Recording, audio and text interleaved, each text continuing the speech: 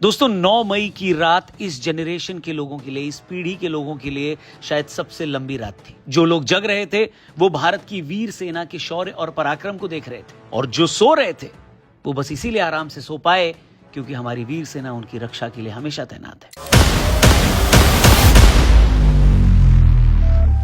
अचानक देर शाम खबर आई कि बॉर्डर से सटे इलाकों में पाकिस्तान ने ड्रोन और मिसाइल से हमला कर दिया। जम्मू, पंजाब, राजस्थान के कई इलाकों में हमले हुए।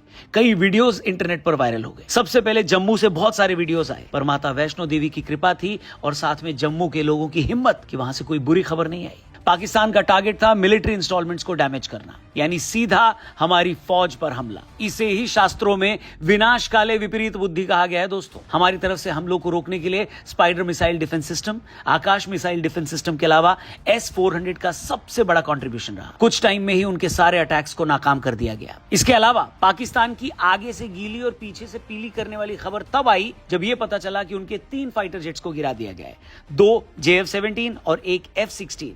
और सबसे बड़ी खबर कि उनके एक पायलट को पकड़ भी लिया गया। हालांकि पायलट की आइडेंटिटी रिवील नहीं की गई है क्योंकि जिनेवा कन्वेंशन के तहत जो प्रिजनर्स ऑफ वॉर होते हैं, जो POWs होते हैं, उनकी पहचान गुप्त रखी जाती है।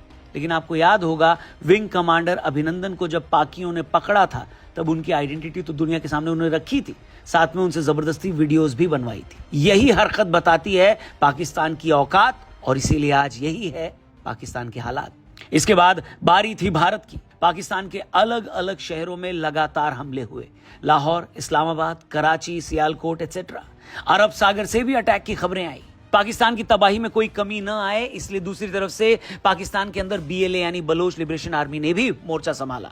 खबर है कि बलूचिस्तान में कई जगह पाकिस्तान आर्मी के ऊपर हमले हुए हैं और पाक आर्मी की चौकियों पर BLA ने अपना झंडा गाड़ दिया है। यहां तक कि क्वेटा में मौजूद पाकिस्तानी फोर्सेस फ्रंटियर कॉर्प्स के हेडक्वार्टर पर भी BLA ने हमला कर दिया और पाकिस्तानी आर्मी क्वेटा से भाग रही है। लगता है जैसे 2 नेशन थ्योरी समझाने वालों को 71 में हमारी आर्मी ने 3 नेशन थ्योरी का ज्ञान दिया था, वैसे इस बार उनको शायद 4 नेशन थ्योरी भी समझाई जाएगी। वहीं दूसरी तरफ लगातार डिफेंस मिनिस्टर राजनाथ सिंह की मीटिंग चल रही थी। विदेश मंत्री S जयशंकर को विदेशों से कॉल्स आ रही थी और सभी सेना प्रमुखों की बैठक की भी खबर आती रही। वहीं एक खबर यह भी आई दोस्तों, बड़ी इंटरेस्टिंग बात है, ध्यान दीजिएगा, कि पाकिस्तान के एयर स्पेस बंद होने की बात तो सबको पता है, लेकिन फ्लाइट रडार के डेटा के हिसाब से रात को पाकिस्तान का एक प्लेन बहरीन के लिए निकल गया। खबर की पूरी कंफर्मेशन तो नहीं आई है, लेकिन लोग अंदाजा लगा रहे हैं कि शायद शहबाज शरीफ या आसिम मुनीर अपने परिवार वालों का बैग पैक करके उनको शायद बाहर रवाना कर चुके हैं और अपने देश के लोगों को मरने के लिए छोड़ दिए हैं। अमेरिका से भी जब इस हमले के बारे में बात हुई, इस कॉन्फ्लिक्ट के बारे में बात हुई, तो उनके वाइस प्रेसिडेंट ने कल रात को ही कहा कि it's none of our business, यानी ये हमारा काम नहीं है, वो लोग आपस में निपट लें।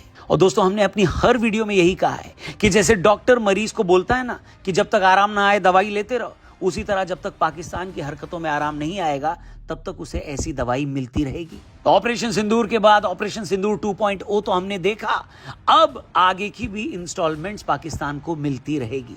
अभी तो पाकिस्तान में 12 और ऐसे टेरर ठिकाने हैं जिसे इंडिया ने आइडेंटिफाई कर रखा है। अब उन पर कब हमला होगा वो हमको जल्दी पता चलेगा। बाकी दोस्तों, ऐसे समय में हम सब की ये जिम्मेदारी है कि कुछ भी ऐसा हम इंटरनेट पे या सोशल मीडिया पे शेयर न करें जिसका फायदा दुश्मन को हो और नुकसान हमारे देश को या हमारी सेना को।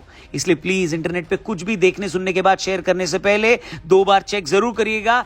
अगर किसी ऑफिशियल सोर्स से कोई इंफॉर्मेशन आई है और शेयर करने लायक लगती है तभी उसे शेयर करिएगा। बाकी दोस्तों, इस वक्त हम और आप जो महसूस कर रहे हैं ना, वो हमारे जवानों का 1% भी नहीं है। यानी हमारे जवान हमारी रक्षा के लिए क्या कर रहे हैं उसका अंदाजा हम और आप अपने घर में बैठकर नहीं लगा सकते। इसलिए उन सब के लिए प्रार्थना करें और उन सब परिवार वालों को, उन सब फैमिलीज को नमन करें, प्रणाम करें, दिल से थैंक यू बोलें, जिन्होंने अपने बच्चे को, अपने पति को, अपने भाई को, अपने पिता को हमारी रक्षा के लिए समर्पित कर दिया, इस देश के लिए समर्पित कर दिया। माँ भवानी उनकी रक्षा करें, महादेव उनकी रक्षा करें। बहुत ही जल्द कल रात से लेकर अब तक जो कुछ भी हुआ है उस पर ऑफिशियल जानकारी आएगी, उस पर भी हम आगे जरूर बात करेंगे। इस वीडियो को अपने दोस्तों से जरूर शेयर करिएगा, चैनल को सब्सक्राइब करके जाइएगा और हमारी फौज के लिए, हमारी सेना के लिए, हमारे जवानों के लिए प्रार्थना जरूर करिएगा। जय हिंद, जय भवानी।